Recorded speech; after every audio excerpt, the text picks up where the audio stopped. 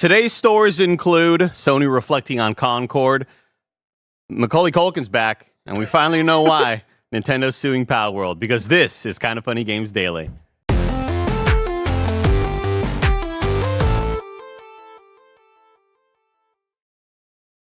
Welcome to Kinda Funny Games Daily for Friday, November 8th, 2024. I'm Andy Cortez, and I'm joined by Roger Picorni. Macaulay Culkin's back, and we finally know why. We finally know why. Should have ended the sentence there. Cut it off there. We finally know why Macaulay Culkin's back, and that's exciting. That's We got updates. He's been gone for so long. He's been spotted in NYC. By bless, or did you just say that? No, he put Fallout cast Macaulay Culkin, but I just wanted to make it seem like, we found him. We found him. We found Macaulay Culkin. I'm happy he's back. Also, Macaulay Culkin married to Brenda Song. Yes. I'm a big Macaulay Culkin. Kind of bullshit. What? Just, Brenda Song, Oh, she should have been yours. Yeah. Yeah. Could have been the one. You were shooting the shot through the screen, watching Sweet Life of Zack and Cody. Exactly. You're practicing your game. Exactly. But he had that game. Culkin got it. He cucked. Nope. It should have been me! There it is. There it is. It's not fair! Thank you, Ben. No, let's keep on working on that one. What were you doing? What were you cooking up? Nothing. Welcome into Kinda Funny Games Daily, Friday, November 8th. Excited to be here with you, Raj. It's Friday, excited. TGIF. It's been a long week, a fucking historic week. It's been an insane week, but we're going towards the weekend. We can look forward to some positivity. How you been doing? What have you been playing? What you been doing? Fired up the old PS5 Pro last night. Oh. Got it in finally. Oh. It was kind of an unfortunate thing. We're supposed to do in-review yesterday, and I was like, yeah, I heard about Tim, this. can I do in-review from home? Because this stupid thing, the UPS app won't let me say, hey, just leave it there. Let me sign from my phone, for Christ's sake. Anyway. So I go home, the power's out. I'm like, oh crap, I was supposed to work on some graphic stuff. Computer's not on. The whole house just isn't on. Finally, it's supposed to be delivered between 1 and 4 p.m. Okay. It's 6:43 p.m. and I'm like, still waiting for this goddamn PS5 Pro. Yeah. And then the app, the PlayStation side of things, updates it to Friday. I'm like, oh, you got to be kidding me, dude. Yeah. And then luckily UPS did come through in the clutch. Yeah. About 7-something p.m. Delivered it. Were you scared that someone stole it or something like that? Or No, were you I'm just annoyed. I know it's more me annoyed that I came home. I drove home for this, and then we moved in review. And I told him, I was like, I'm gonna drive back if this thing doesn't show up in time. Had my timer set already. I was just waiting there beside the door. Scott Pilgrim in the movie Scott Pilgrim. Yeah, with Macaulay Culkin's brother. Oh, Kieran Culkin. Wow. Culkin, bro. You would think he would have been looking for him. Your brother's missing, Yeah. Oh, yeah, that's true. Okay. He's back. Just continuing the lore. This is Kinda Funny Games Daily. Each and every weekday, we run through the nerdy news you need to know about live on YouTube, Twitch, and podcast services around the globe. If you love what we do, support us on the Kinda Funny membership on Patreon or YouTube to get all of our shows ad-free. Watch us record them live and get a daily exclusive show. For a chance to be a part of the show, submit your thoughts and opinions. And as YouTube super chats as we go. A little stumble right there. My apologies. Roger, last night, I kept on thinking I was going to end the stream early, right? Because I'm recording, I'm doing comparison between Final Fantasy Rebirth and how it looks in beautiful 4K upload. Like, it looks so freaking good. But seeing the comparisons and differences on Stellar Blade, right? Are them things jiggling more? Does the hair look sharper? I did a bit Is the outfit smaller? Like, what are you looking for? Did a bit of Demon Souls as well. And gosh, what a looking video game. Really? It looks that much better comparatively? I mean, no, not really. Just always, it's always looked incredible, right? Yeah. But I noticed the difference. I know that, you'll have your Greg Millers out there who see a 720p screen and be like, oh, it looks fine to me. Yeah, he played Jedi Survivor and was like, oh, this looks amazing. Yeah, this looks 4K. Insane. Absolutely insane behavior.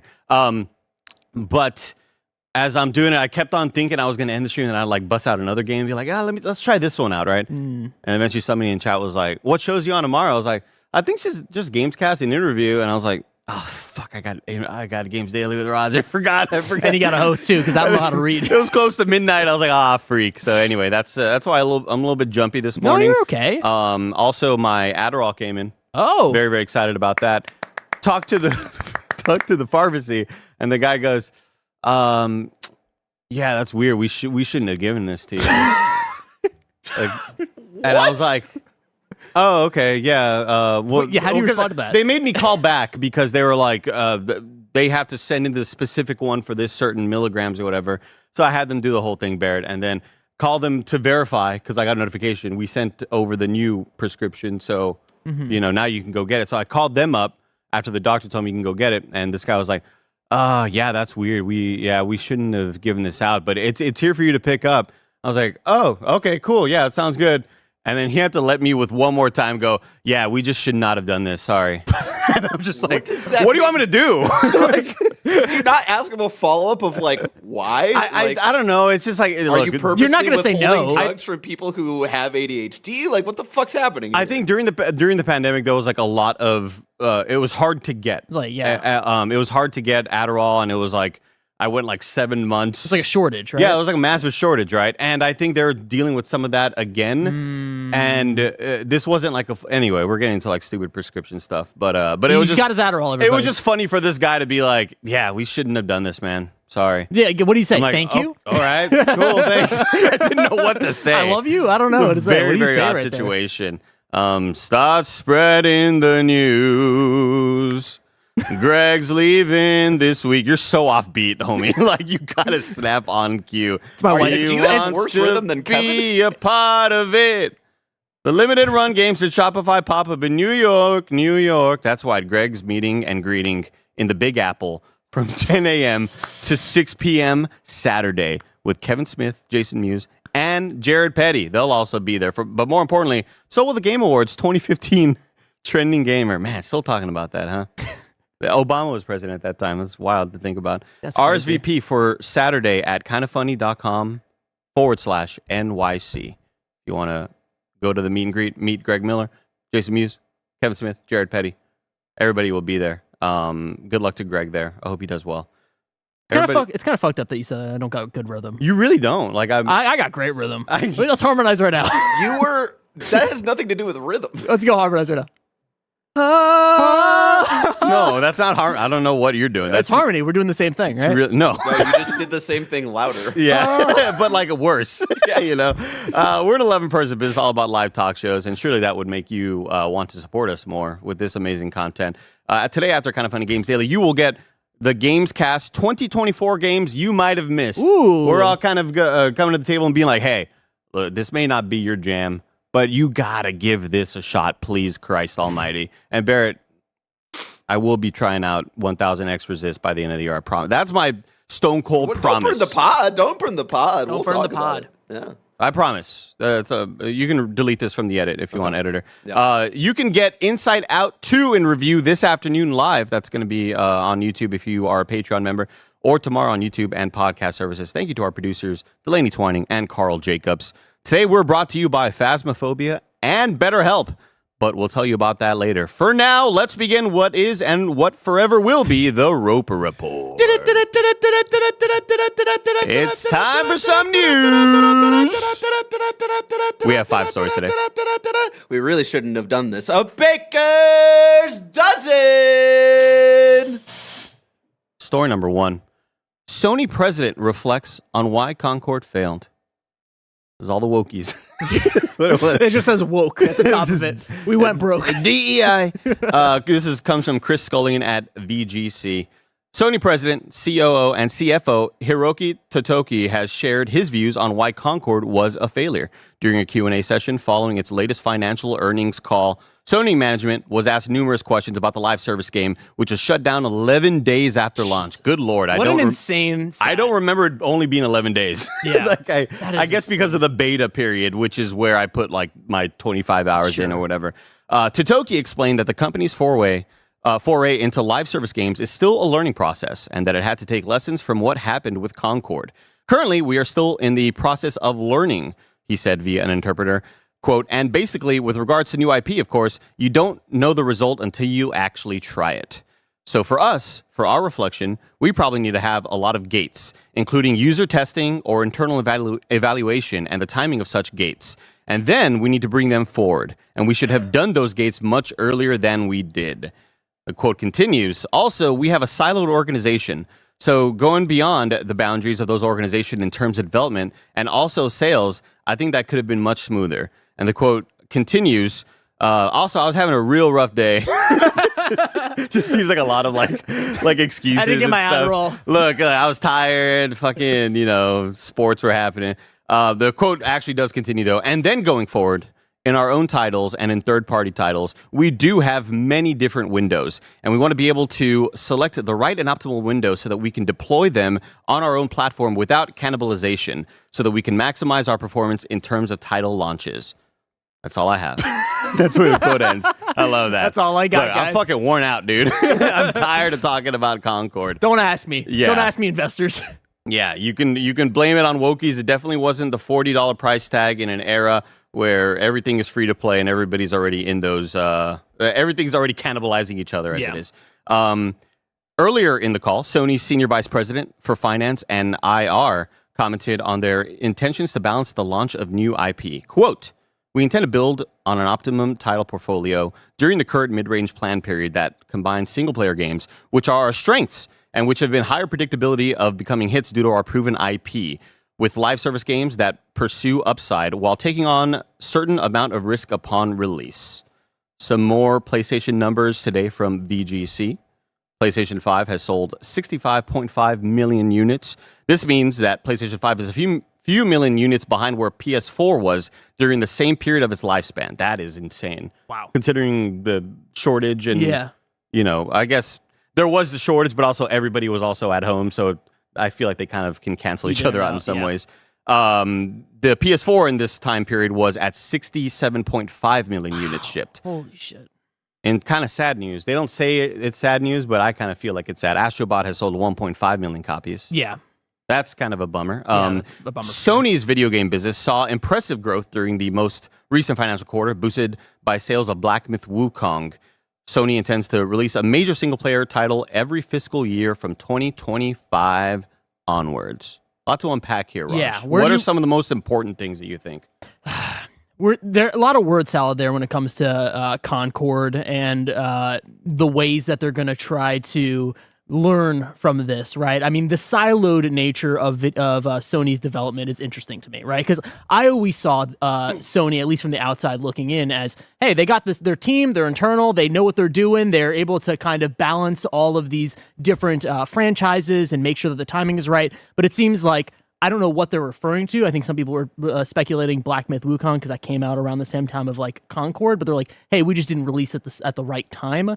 I, of course, like you, don't think that was the major reason why Concord didn't do well. There's a lot of different reasons, but the siloed nature and the isolation of the teams is interesting to me because we have Bungie, right? We have a team that, Bungie that was supposed to come in here and unify the live service ideas that they got going on here, but it seems like they're like, no, we're not in the place that we need to be right now. That's what stood out to me initially going into this. How about you?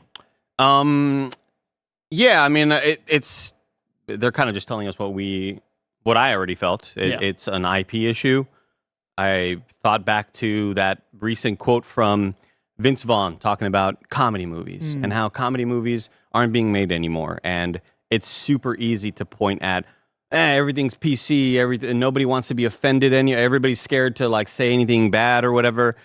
And Vince Vaughn, his point was, no, it's not that at all. It's that people only go out to support things now that they are aware of, that they're already, like, if you're just going to make a random comedy, it's got to be Step Brothers 2, or it has to be or by the makers of something that was extremely popular. You need to have more familiarity now in order to get people out there. And I think that's a big part of it. The fact that not only because you can point to Concord and you could say, man, those character designs didn't do much for me. They didn't do a whole lot for me either, but gameplay-wise, I think it was extremely solid and had a lot of fun playing it. And I can also point to about 4 to 5 other multiplayer games that I could flip a coin and go, hey, this might really take off, or it might not. Yeah. And that has nothing to do with the quality of the game. It has to do with just everybody in a million different ecosystems not really having the time to dedicate to a live service game that, a lot of these games, they're not just pick up and play anymore. They want you to get invested in their economy. They want you to be in their ecosystem, battle passing, leveling up, seeing the numbers go up, and then that makes you go, you know what? I kind of don't want to play that other game because I'm making such good progress on this game. Yeah. I feel like it's just, we're getting to that oversaturation point. Plus, in an era where Call of Duty Warzone is free, Overwatch 2 is free, Apex Legends is free, Counter-Strike is, I think, free, Valorant is free. Yeah. There's so many free options. I think actually you have to buy Counter-Strike, but there's so many free, amazing premium products out there. Free. Counter-Strike is free? Okay. I believe so, yeah. There are so many amazing free products that people... Or Fortnite. Hey, who can remember Fortnite, right? Yeah. There's so many people look at that $40 price point and go, I don't really want to spend that. I hear what you're saying. Hey, you don't want DLC, you don't want microtransactions and monetization up the ass. We're going to give you a $40 product that is complete. Yeah. All these modes, all these characters. You get everything for free in the future. Exactly. Yeah. Marvel Rivals had also just kind of come out, so people kind of saw, ooh, this is something, at least I did, and I'm somebody who still put a lot of time into Concord, but going, if Marvel Rivals was out right now, I'd be playing that. Yeah. And I'm still loving this, but I and prefer also Marvel Rivals felt like a complete product too, right? Of course, it was just the beta, but they were like, hey, we're going to give you all of these, heroes for free. Yeah. Like, you don't have to worry about any of this. So it seems like, Concord they're like, hey, it's a good value proposition, but also other companies are doing very similar things, right? I'm so interested in the way that they're talking about this, right? They talk about gates a lot. They say the word gates a lot. And I wonder if that's an interpretation, translation sort of like, not error, but just because I've never heard that in this sort of, it might be a direct speak. translation, but it needs more of like a 100%. localized, like whatever that actually means here. Yeah, it's just so interesting, like that they are not blaming the entire thing, but going towards the idea of like, oh no, we needed to internally evaluate it more, right? We needed to test it more. Like, I would that have changed the flawed just nature of the game's release, right? Internally testing the game, like from the get-go, like that's something that you have to fundamentally start the game's process and development on and be like, hey, no, we have to release it this way. You can't just midway a game be like, oh no, it's actually, we need to just make it free to play. Like that takes years and years and years, probably hundreds of millions of dollars to correct that ship, right? So I understand why they're saying that, because I think it's easy to save face. Like, oh, we just need to internally test it more. Don't worry about it. But like, no, this is a flawed game from the start, from the get-go of what they think that the consumer actually wants from the product of Concord and live services. Yeah, I think that I think the internet is not real life, and you see the same, 20 people complaining and yelling on the internet about diversity and stuff like that. But again, I've always felt that if this game came out in 2013 or 2014, that it would have been the game we're talking about Concord 2 or Concord, it's that sort of game that innovated that much on, it would have been innovating that much back then. Now, not so much, because there are hero shooters are a dime a dozen, and games that feel good to play are a dime a dozen. Like, this game was designed really well, and it had some awesome ideas, and it's just wrong place, wrong decade. Yeah. Like, I don't even want to say wrong year, just wrong decade, right?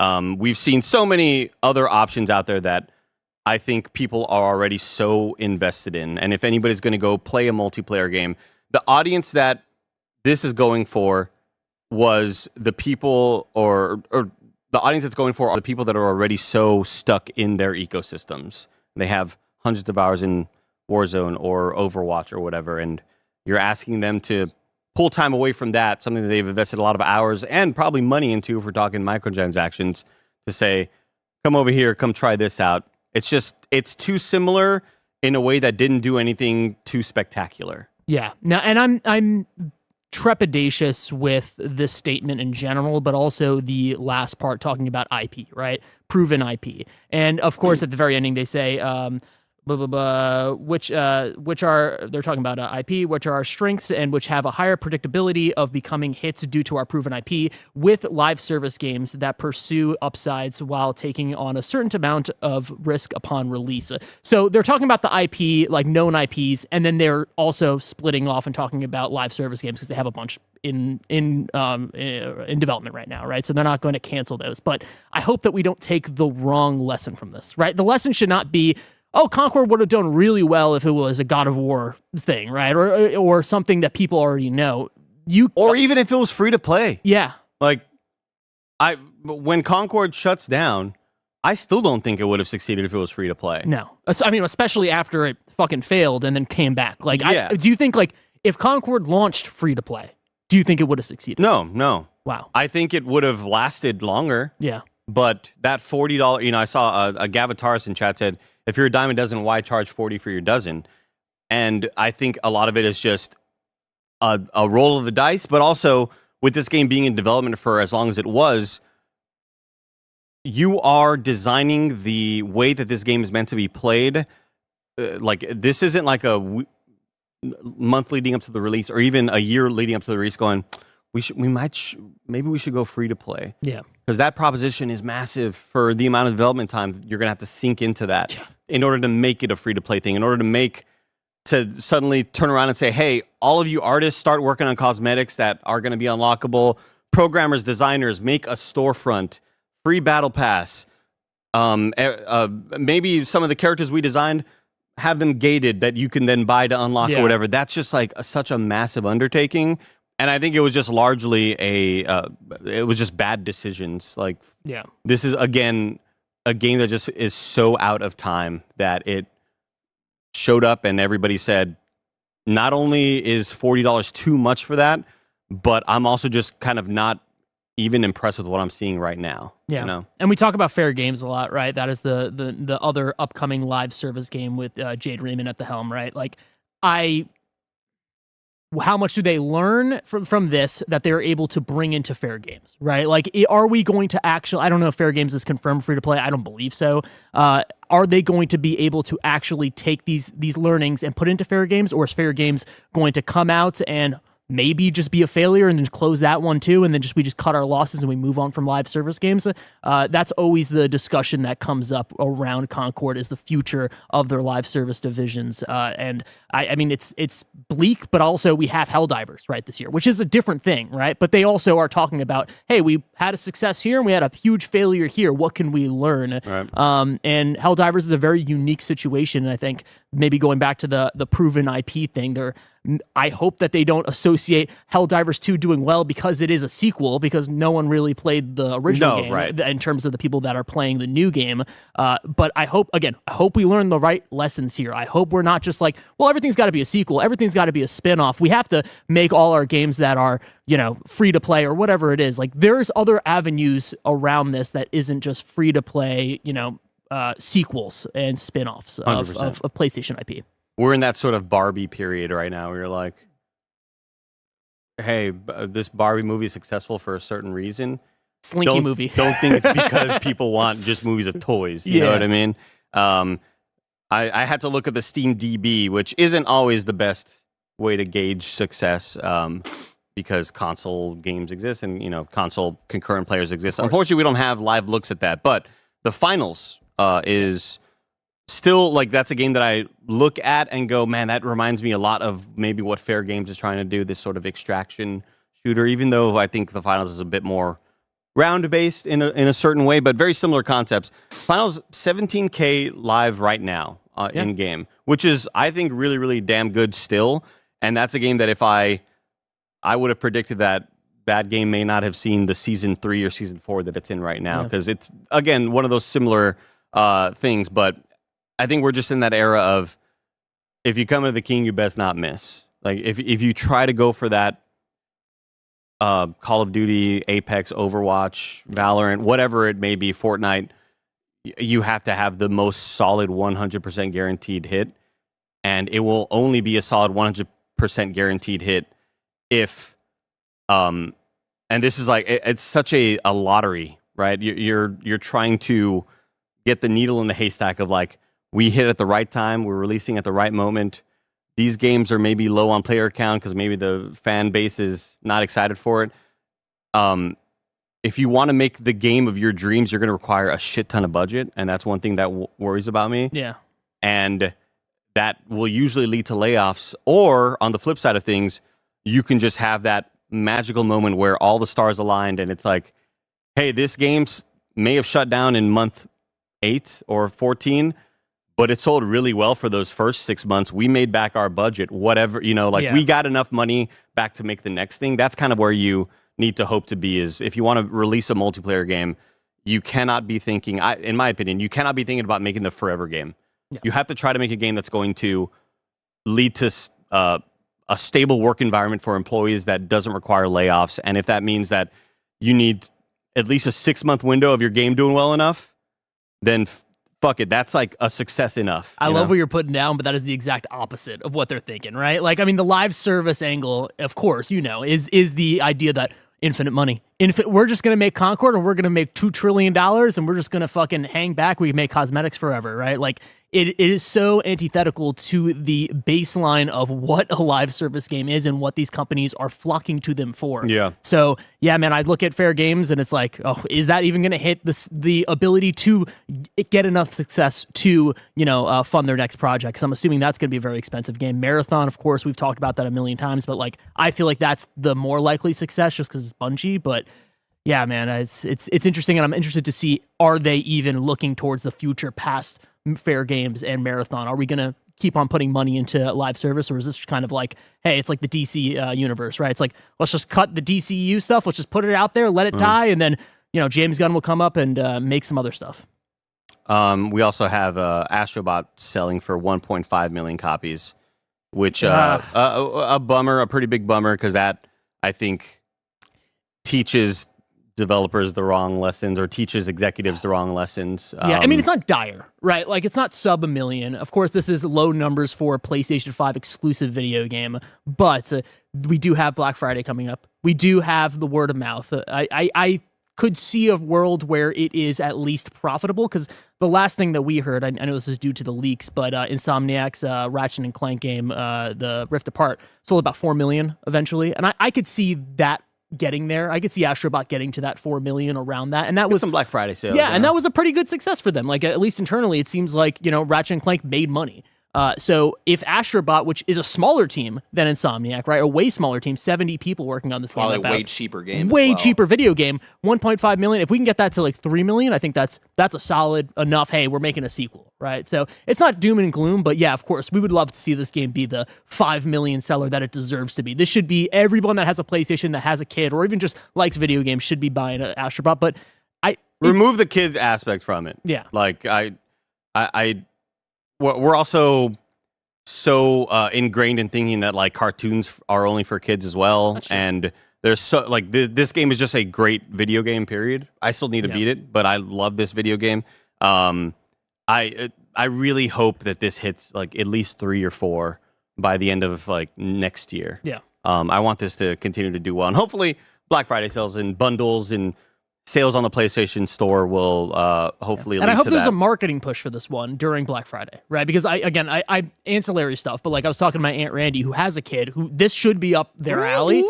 Randy. And I was like, hey, like, you should get Astrobot. She's like, what's that? I'm like, you have a PlayStation 5? She's like, yeah, it's like on your PlayStation. And they made a game. I'm like, what? Like, she had no idea about this, and like, she's pretty tapped in too. So it's interesting to see that, like, it doesn't seem like it has gotten to those people that would be the audience for this. So I hope that there's word of mouth and it spreads a little more. Release on PC will hopefully help as well. Do you think that ever happens? I don't think so.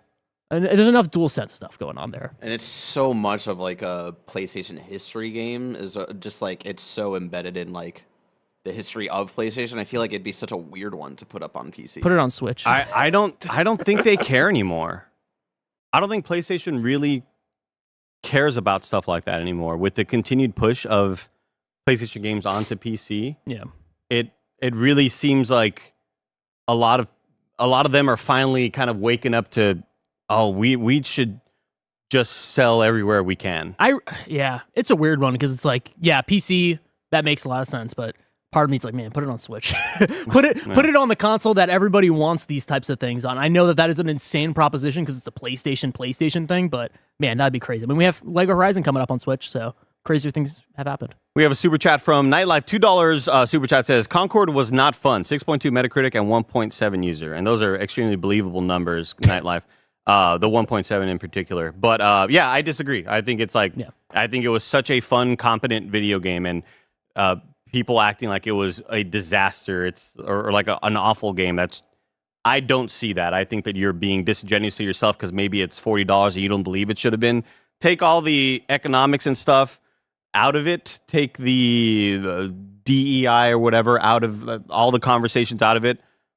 For what, like, the actual gameplay feel, I had a fucking blast with it. And I think if this released 10 years ago, everybody would be have been talking about it as like, man, Concord, what a fucking game that was. What a time and place that was. But it's just it's releasing in a stacked period. But we'll agree to disagree there because I put a lot of time into it and had a lot of fun. We also have a $5 super chat from Guzzling King David's Glizzy. Oh. $5 super chat says, if we wanted to have the most unproductive but hilarious, most chaotic podcast stream, which two people from Kind of Funny would be on it? Podcast stream. I'd say. So I think we're. Mike and Raj, I think this maybe? is probably inspired by yesterday's an hour and 20-minute Games Daily. Oh, You Yeah. know, like who goes off the rails the most? Like what duo would go off the rails the most to maybe hit like 2 hours? I mean, I think honestly, Mike and Blessing, they're putting up some numbers right now. If we put them together, they're just the perfect yin and yang, right? We're like Blessing's trying to move the ship, but then Mike is just wants to fucking crash it, and then they just kind of meet in the middle and they just keep on going forever. Oh, Gary and Jared, that's also Oh man, we would Gary and Jared feels like cheating a little bit, though, just because Jared doesn't really do content with us anymore. yeah. Gary true. and Nick. That's a weird one. I can see that. Put Gary and Nick on a Games Daily Oh. and have Nick host. Oh, that's the worst Games Daily ever. That's gonna be the day where Phil Spencer shoots a guy or something. Story number 2. Macaulay Culkin's back. We found him. Everybody, we found him. He joined season 2 of Fallout. This comes from Nelly Andriva at Deadline. Macaulay Culkin has joined the season 2 cast of Fallout, Prime Video's breakout series from Kilter Films, in a reoccurring role, sources tell Deadline. Executive produced by Jonathan Nolan, Lisa Joy, Geneva Robertson, Doré, and Graham Wagner. Fallout is based on the video game series from Bethesda Studios. 200 years after the apocalypse, the gentle denizens of luxury Fallout shelters are forced to return to the irradiated hellscape their ancestors left behind, and are shocked to discover an incredibly complex, gleefully weird, and highly violent universe waiting for them. No one is commenting, but Culkin is said to be playing a crazy genius type character. Shout out to Culkin. I'm a big fan of Macaulay Culkin. I'm a big fan. He's been on Red Letter Media stuff a lot. That's right. Yeah, so he's like really ingrained with that crew, and that's been like that's my introduction to him. I never watched Home Alone when I was growing up, so I watched it recently. Didn't like that fucking movie. Fucking overrated. What else is he in? But he's cool. He's cool. I'm happy for him. What else is the Culkin? Oh, Big Richie, Lil Richie. What? What's that fucking movie? I know where you're going. Little Richie, Big Richie, Macaulay Culkin, Little Richie? Richie Rich. Richie Rich. I Yep. thought you were about Little Nicky. I love Little Nicky. What was my? He's also in My Girl. He got killed by bees. Oh yeah, I do remember that. I've heard Fucking about that one. I've heard about terrifying that moment. one. I don't remember that. Oh yeah. He was the girl's little friend, and then a bunch of a gigantic bee. Just one big bee. It was a mutated bee. No, a bunch Just of like in Fallout. A swarm of bees was there, just stinging him. He was dying. It was, yeah. And then it was. Nick Scarpino often talks about what growing up in the 80s was like and how you were scared of lasers, quicksand, and snakes. I think lasers and quicksand, maybe snakes, yeah. But for like bees was a big one for me. I was like, I just saw a child get murdered by bees. Like I don't. That was a very, very sort of formidable moment. Do you think that'll happen in the show? You think he'll get killed by a big bee, like a reference? I doubt it. I would love to see that, like a radiated bee. Yeah, I think we that would haven't be seen kinda that neat. yet. We haven't seen that. They have the big flies, and I don't like those. I'm excited to just see I'm happy that it's a recurring role. Yeah. I want to see whatever this reveal of him might be, and I want further episodes descending into whatever chaotic madness he's about to bring to the screen. Yeah, I mean, he can play the part. I mean, he's a great actor, and I like seeing Macaulay Culkin doing big things because, again, I only see him on Red Letter Media. So, I mean, him doing some cool stuff like this is solid. He's 44 years old. Good for him. Good for Macaulay Culkin. Oh, it says he's with Rachel. Oh, never mind. They divorced in 2002. That's a big deal. Yeah. Now married to Brenda Song. Who could forget? Everybody, hey, this is Kind of Funny Games Daily. It should have been me, not him. It's not fair. God damn, Brenda Song. Everybody, this is Kind of Funny Games Daily, and we're an 11-person small business who would love your dollars and your subscriptions, and you could also watch ad-free if you're a Patreon member. But since you're not watching ad-free right now, here's a word from our sponsors.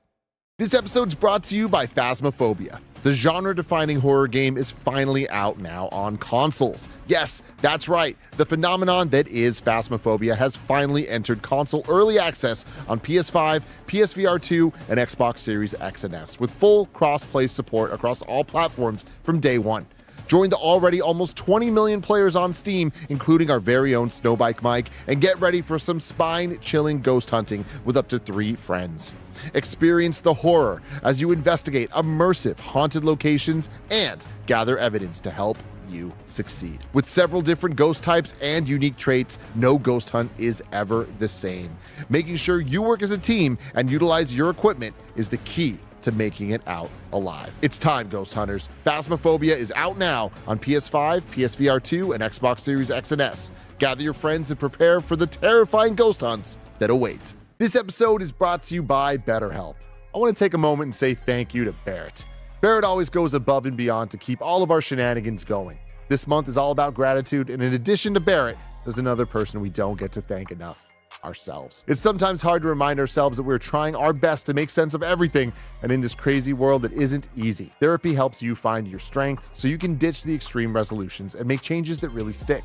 You can get out of your negative thought cycles and find some mental and emotional peace, and it can give you the tools to find more balance in your life. Some of my best friends use BetterHelp and love how helpful it can be for learning positive coping skills and how to set boundaries. It empowers you to be the best version of yourself, and it isn't just for those who've experienced major trauma. Just fill out a brief questionnaire to get matched with a licensed therapist and switch therapists anytime for no additional charge. Let gratitude flow with BetterHelp. Visit betterhelp.com/kindafunny today to get 10% off your first month. That's BetterHelp, HELP.com/kindafunny. We have a $2 super chat from Aponus Prime. Who says, Roger has rhythm like Elon Musk chants USA. That's got to be the most insulting thing you've ever heard in your life. I got rhythm. 1 and a 2 and a 3 and a 4. That's how you show off you got rhythm. 1 and a 2 and a 3 and a 4. I don't know why you're doing it in an accent. First 2 snaps weren't in rhythm. I don't know what that accent. Man, Hi-Fi Rush was hard for me. Let me let you know. I played about 30 minutes of that game, and I was like, I'm never playing this game again. This is an embarrassing situation. A $5 super chat from, once again, Guzzling King David's Glizzy. Who says, I'm just here to say Andy has the best style on the show. I don't agree with that. I think I would put best style. I would probably put Roger and Bless 1 and 2. Thank you. I'm 1. Tim 3. Yeah. Where's Mike? Well, I mean, Mike on the show did say, like, I don't know what I'm doing anymore. I just grab stuff out of the closet now. I have, like, no plan or what I'm doing. Yeah. He also had I don't like him with that hair. I like it. We have to talk about it. I like it. I'm not getting mad it at cut. it. Yeah, he just got it cut last night. Okay, but it's just the bangs. It's not. I don't think that works for him. It makes him look depressed. For me, it's a face shape thing, and tall hair helps my face look less short and wide.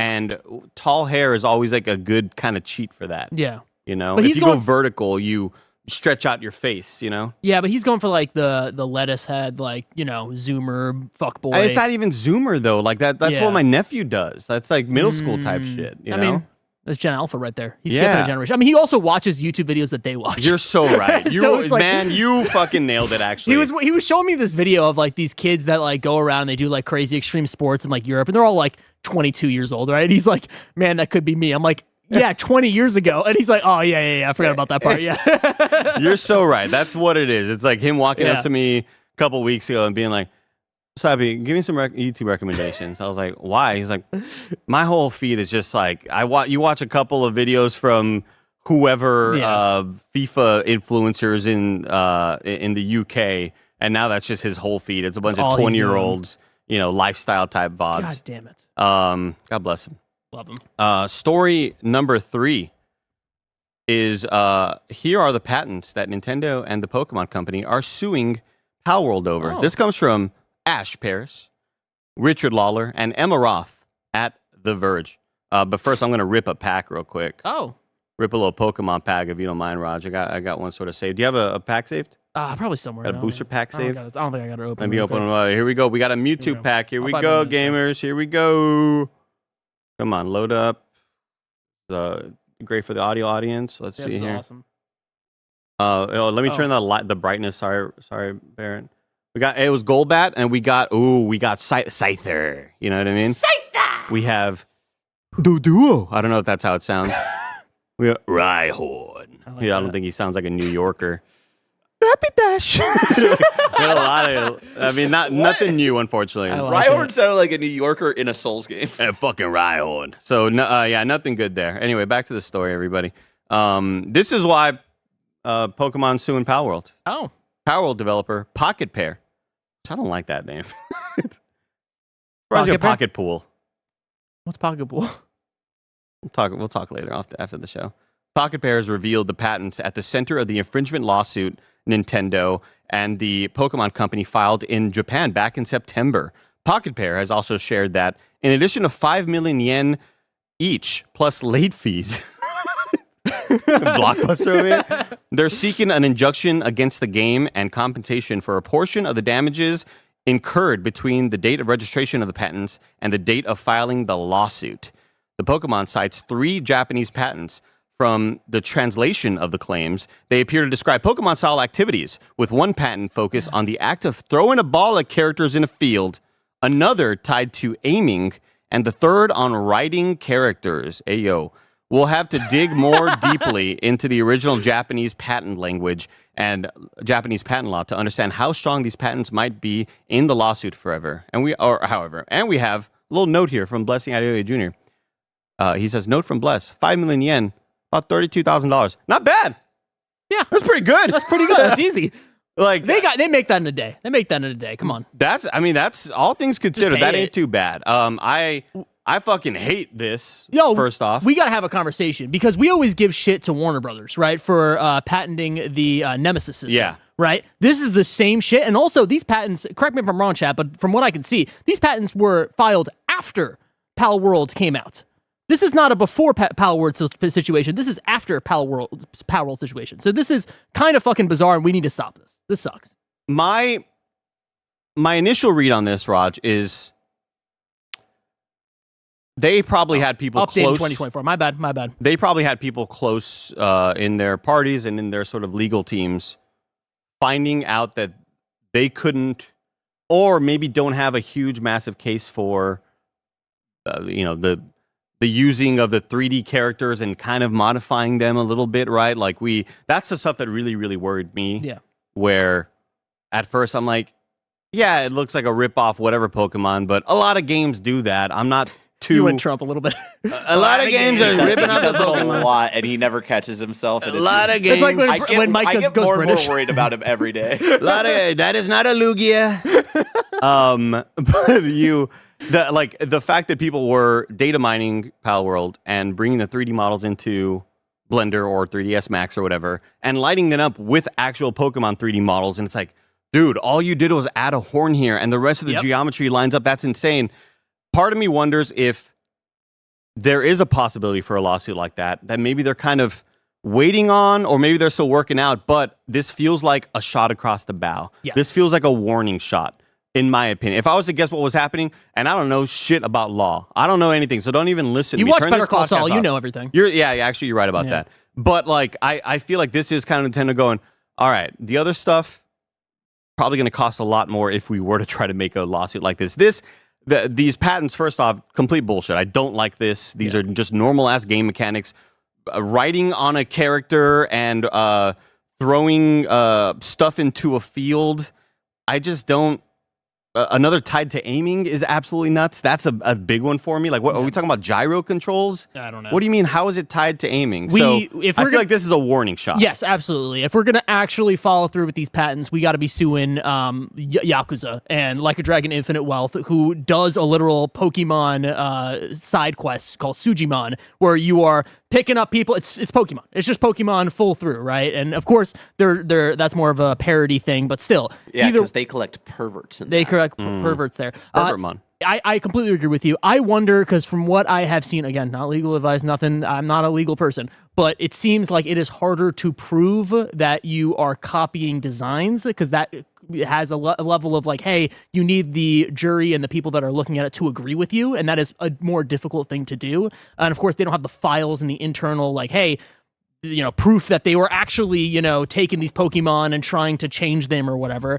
So this does seem like something where, hey, we have the patent, so let's just use it on them to see if we can, recoup some of this money or at least get them to stop, or maybe we scare them enough to pull this game down. But it seems like they're ready for the fight, right? I mean, this is specifically a very annoying patent, and I don't think that any video games in general should have a patent for game mechanics this broad.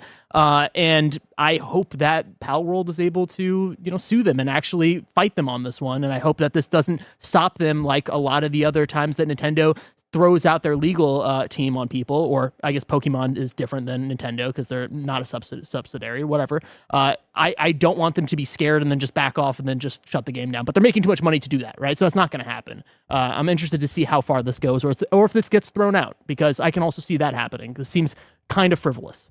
Yeah, I completely agree. I think that once you're getting down to a level that's not even very granular and you're just sort of describing a random mechanic. Yeah. It'd be one thing if the patent was throw a ball-like thing to capture the thing that you were battling or whatever, and then it'd be good. Like even something more specific like that, I could maybe see, but still not agree with. These other three things seem just really, really kind of broad. Yeah. And it's not great news. And I really hope that this isn't just a shot across the bow. Roger's ripping a pack right now. I was just opening a pack. Rip that pack, big dog. What you got? Everybody. What you got? I got Tentacruel. I don't know what the fuck Tentacruel. You don't know what that is? Tentacruel. Tentacruel. How do I play this game? Bison Man. What's his Is it name? Bison Man? Teeny. Oh, I got this guy. Farfetch'd, Fuck hell yeah. that guy. What? Farfetch'd. Oh, who's this guy? I got this guy new. Skeletorch, or what's his name? Centacorch. Centacorch. That guy's cool as shit. He's like a Fuck yeah, centipede bro. guy. Fuck yeah, bro, everybody. Pack watch. Right now, Palworld has 14K in game on SteamDB. That's pretty big. Pretty impressive. That's pretty good. That's pretty Still good. doing well. Pretty good. I went to the Starbucks recently and some guy was like, hey, you guys playing Palworld? I'm like, what? He's like, you playing Palworld? I'm like, no, I'm not playing Palworld. Did he know you played Thank you video for games asking at that. all? or Oh, just yeah. randomly Sorry. asked? Him and I should have explained that. Yeah, him and I were talking about video games. There's and a he's like, random like crosswalk guard or whatever. sorry. Hey, you play Palworld? You play Palworld? Yeah, that's pretty great that they still got 14K. I'm of the opinion that I think that game was like so awesomely designed. But take the guns out. I want to make a game. I want to have that game without the guns. It just made it too silly for me. Yeah. And it was too much of a weird meme. Do you think they would have sued them if they didn't have the guns? I don't think so. Yeah. I don't think You think so. the guns is like the thing they're drawing the line on? They're like, this sucks. I feel like it's that with a mixture of the survival element and like building houses and using these, having like essentially Pokemon slaves to do work for you. Basically what it was. Story number 4 from Geo Media cuts Kotaku to the bone as more writers are laid off. This is from Luke Plunkett at Aftermath. Shout out to Luke Plunkett. This says Geo Media, a network that owns websites but also knows nothing about running websites, has made further cuts at the already beleaguered Kotaku, with a number of writers announcing today that they've been laid off. Willow Rowe and the homie, Moises Taveras. Mm-hmm. 2 writers. Why did I do rest in peace? We love you, Moises. 2 writers who only joined the site earlier this year were abruptly laid off by management this afternoon. Also announcing their departure from Kotaku today, albeit on their own terms. This was some news that happened kind of later on yesterday. Was senior editor Alyssa Mercante, who posted after the 2 years of the site that she was moving on. The layoffs and departure of Mercante leave Kotaku with just 6 full-time staff, including an editor-in-chief who only joined a few months ago after his predecessor resigned in protest over Geo Media's management on the site. They follow several rounds of layoffs to have already taken place in 2024, affecting both editorial staff and writers. Quote, Geo Media's management is once again punishing workers for its own bad decisions, managing editor Caroline Pettit wrote on Blue Sky. Quote, management mandated that some writers stick to service posts, and now that the numbers aren't panning out, parentheses, surprise, surprise, 2 of those writers have been laid off, cruel and misguided, end quote. Kotaku is one of the last remaining websites in Geo Media's portfolio following the recent sale of everything from The Onion to Jalopnik to whatever was left of Deadspin. Its masthead is now down to just a handful of writers and editors, with much of the site's service work now being handed off to freelancers. Pretty big bummer news right there. Yeah, man. These companies that maybe don't exactly know how to run journalism websites. Unfortunately, we are in that era where it's all about clicks, and so much of your news will just go on social media. And if you're not making a guide for the 10 best things that Elden Ring has or whatever, it's really hard to get eyes on your own original reporting, unfortunately. Yeah, this is a heartbreaking one, of course. Willow Rowe, but specifically Moises. Moises is somebody that I've made podcasts with for years. I've known growing in this industry for a very, very long time. So him, somebody I met through the Kind of Funny community. Yeah, he is an incredible person, and hire both of these people. They're incredible. So sharp. But this one, when I saw that, I saw the layoffs, and I was like, fuck. Is this like it? This is just how this works. I hope against hope that Moises was not affected, and of course he was. This is heartbreaking, and it's specifically frustrating to see the kind of crumbling of Kotaku, specifically because Kotaku was one of those websites that had such a unique voice for so long, right? Under Gawker, I believe they were under Gawker. They had some really cool identity. They had an identity, right? They had Jason there.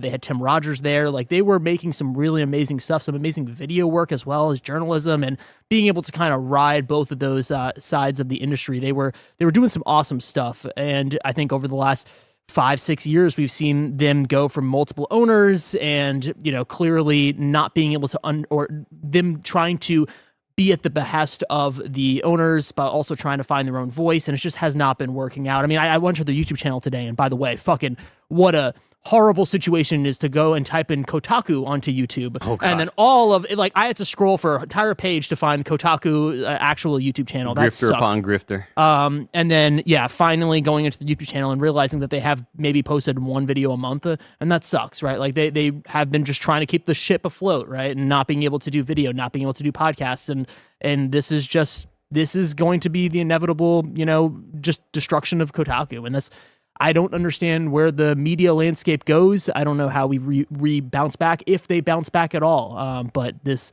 is just like, hey, what do we do with these companies? Specifically do not know what to do with these sites, right? They want it to be guides, but then guess what? Guides are now fucking cannibalized by Google, right? Like, there's no in for these people to make money, so then they're just shuttering and closing things down and laying people off, and they're just giving it to freelancers, and it's a heartbreaking situation, man. Yeah. Quite a bummer. Our hearts go out to everybody. If you are in the industry looking for some very, very sharp writers and awesome personalities, look out for Willa and Moises. And we have breaking news coming in. We were going to be moving on to the Wii News segment, but we have a breaking news segment from Barrett, who's putting this in the chat. This comes from Insider Gaming. It says Marvel Rivals and Destiny Rising employees at NetEase arrested. Jesus. And I'll try to do some sifting through the article, but it says a number of employees at Marvel Rivals and Destiny Rising. This article, by the way, comes from Mike Straw. This is at once again Insider Gaming. A number of employees at Marvel Rivals and Destiny Rising developer NetEase Games have been arrested, according to a new report. According to Chinese outlet Li Feng, with additional context via Bloomberg Law, 9 employees, including 2 senior executives, were arrested for allegedly laundering money.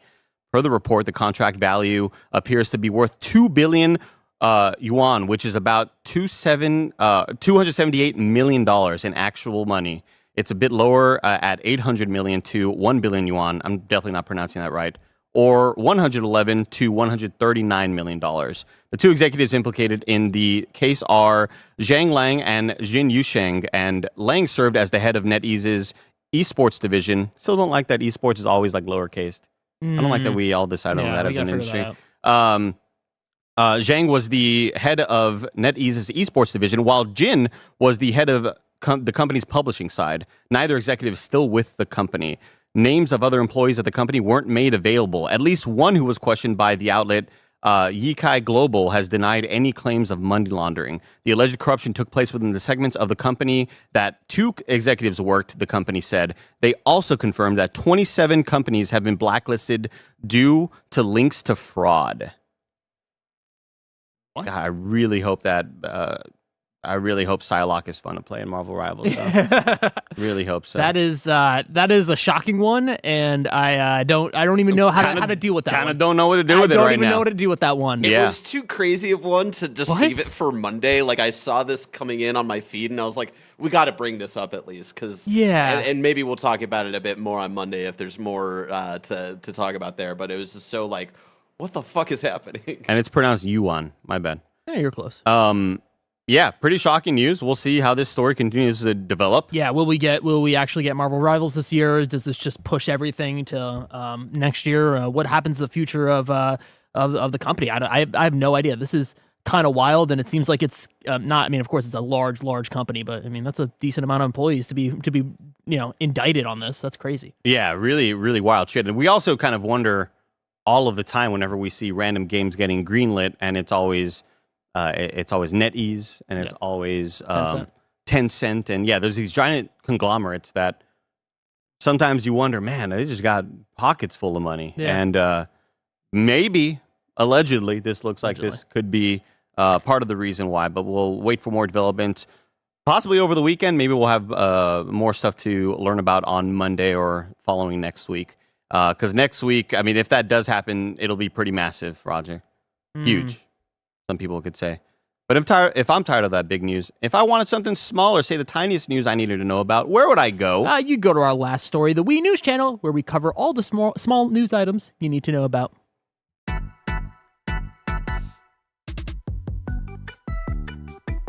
This is Wii News.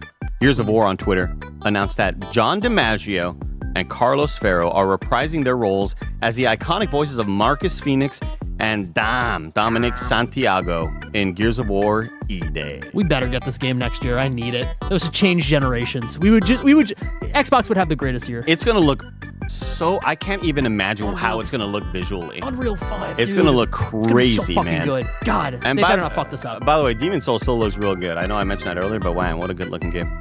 Go play Demon's Souls, everybody. It's so good. Has nothing to do with this. From VGC, Sega has sold Humankind and Endless Dungeon developer Amplitude Studios. It's announced.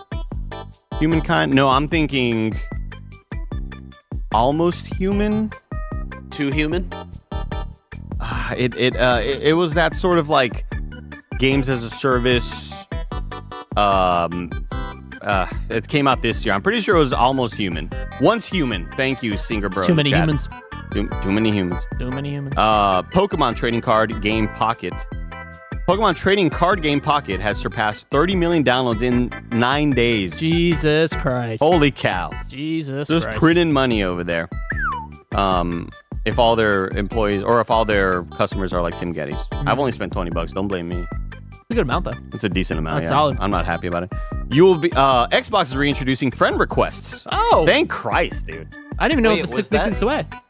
They took it away? They had for the longest time. It wasn't a normal friend request. It was you could follow somebody, and if they followed you back, you were now like it was like a following type thing. That's and dumb. it was just a weird system where I never knew who was.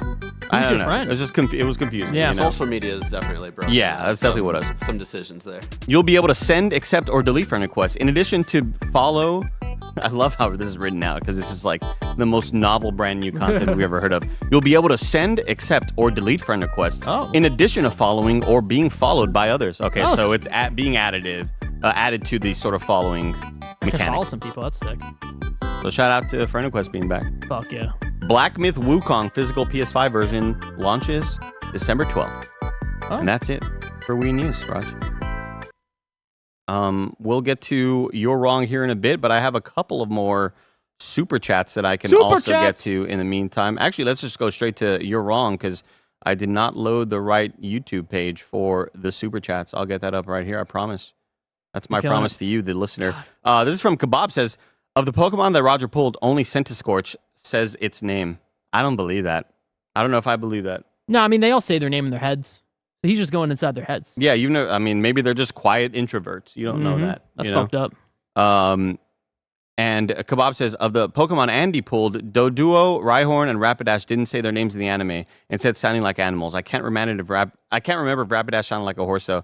I think these are all just opinions that you've got, and sometimes you need to keep your opinions to yourself. Yeah. Right? You didn't read the books where they say their names. Exactly. I'm using my imagination, okay? Exactly. They say their names. Yeah. It's fucked up that some of them don't speak English and some of them do. Like, well, it's just Meowth who just like, and Mewtwo. I mean, full conversations. The same, is Pikachu saying Pikachu, him speaking English? But is Pikachu named Pikachu because they say Pikachu? That's what I never liked. I never liked that about that he's Pikachu, but then his nobody names Pikachu. their Pikachu like George. Shockrat or some shit. You know, like it's weird that it reminds me of watching Guardians of the Galaxy for the first time, and the character being like, "My name is Nebula." And I was like, you can't be the only person with like a generic sort of space term, you know what I mean? Yeah. And that's galaxy. It's like, how many other like galaxies are there? You know what I mean? Yeah. No, it's fucked up. Something to think about. Something to ponder Detective on. Pikachu talks, yeah, but that's different though. That was Ryan Reynolds. Spoilers. We have a $10 super chat from Norman, who says Sony should be focusing on smaller scale games where selling 1 to 5 million units is profitable. IMO should help keep every game from being life or death for the studio. I mean, yeah, that would be great. Yeah. And I just don't think we are in an era anymore where that's possible. Listening back to, or reading rather, I did listen to the audiobooks, but I count it as reading, of all of Jason Schreier's amazing books. Yeah. And talking about how the amount of times that a studio could try and fail, and it would still not be good, granted, but like, it wasn't just all or nothing.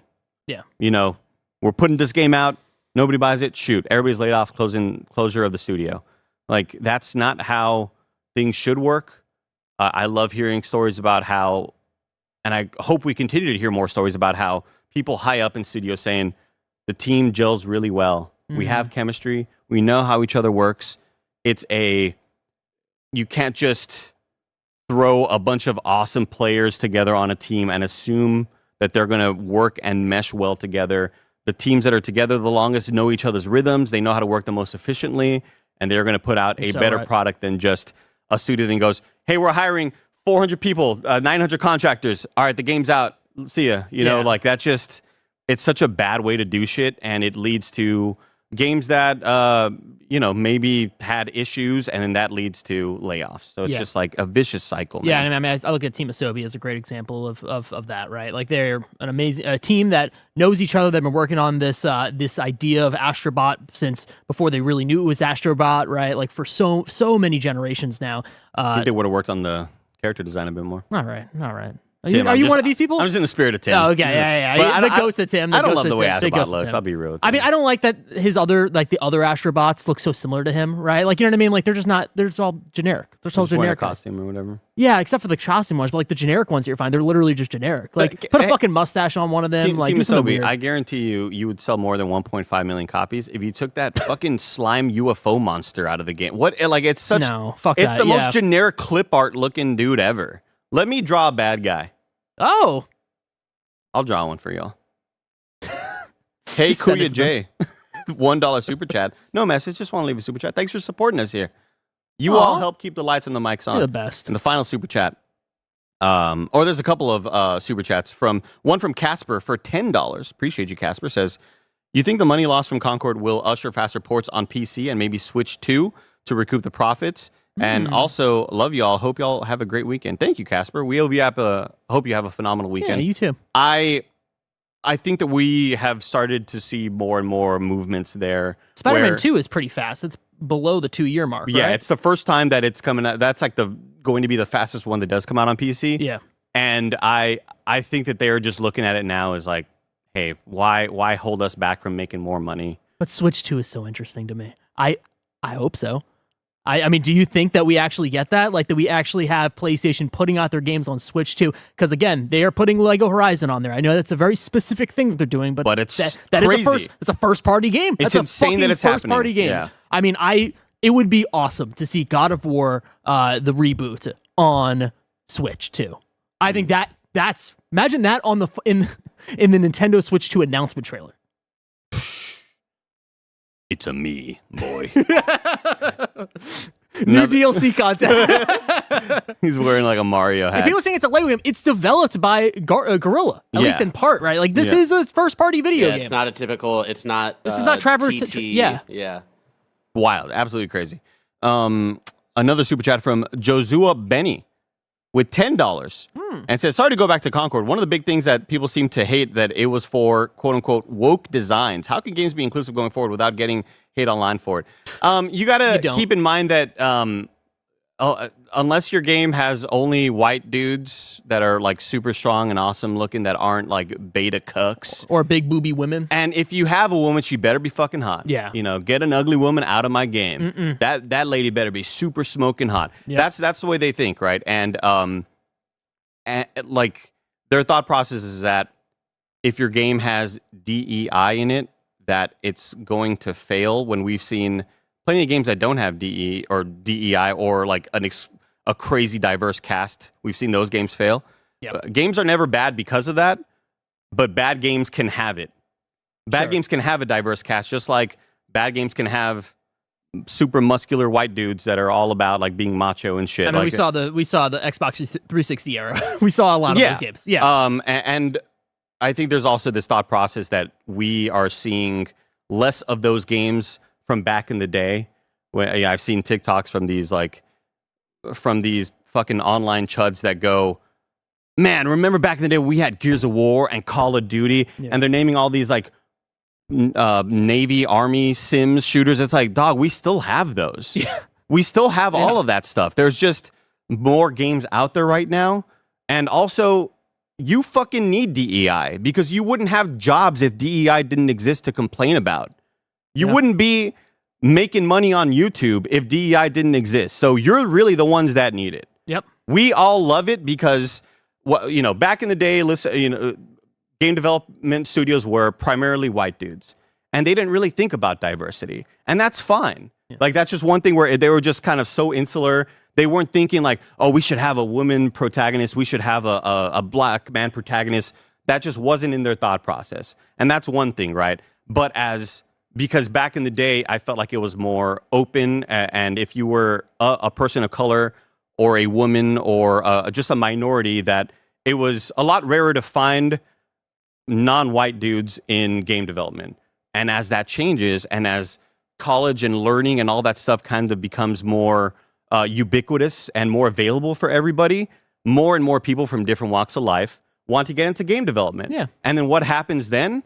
They say, what if let's just make the protagonist a Mexican dude, and let's make the co-star Asian woman or whatever. They're making the characters the people that they know, the things that they see, and it's just like the white people do.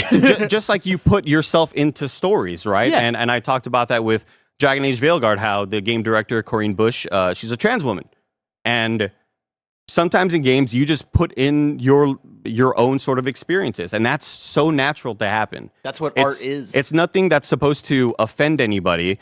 It's supposed to be, hey, fucking walk around and look around. The world has everybody. Your game's having it shouldn't stop you from playing it. So once again, we need DEI, I think, to help quote unquote normalize, which sounds like a fucking devilish thing to say, but to normalize experiencing trans people in your life, to normalize gay people in your life, to normalize people from walks of life that you may be afraid of, or you may not be super sure of them, and then you get those experiences shown to you, and then you go, you know what was I worried about in the first place? Yeah. And we need DEI to help normalize all that stuff, to just show people that diversity is okay, and you fuckers need DEI so that you can keep making money, or else you'd be broke as shit. So fuck off. Thank you for watching Kinda Funny Games Daily. Stick around for the Kinda Funny Gamescast, where we are going to talk about the games that you need to play in 2024. We'll see you next time, gamers.